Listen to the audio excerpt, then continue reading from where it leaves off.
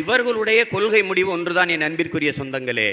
ஆடு உங்களுக்கு இலவசம், மாடு உங்களுக்கு இலவசம், நாடு எங்களுக்கு இலவசம்.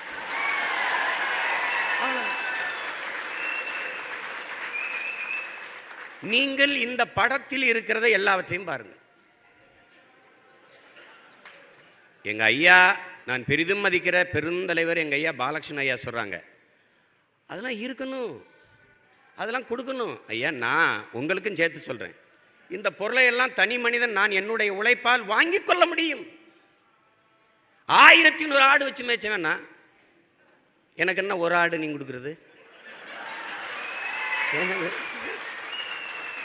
சொந்த உழைப்புல வாங்க முடியும்னா தமிழ்நாட்டில் எல்லார் வீட்லயும் டிவி இருந்திருக்கணுமே. 96ல கொடுக்கிற வரையிலும் பாதி வீடுகள்ல டிவி இல்லையே. அதானே எல்லாமே. நான் கேட்கறதுக்கு பதில் சொல்லுங்க. தொலைக்காட்சி கொடுங்க.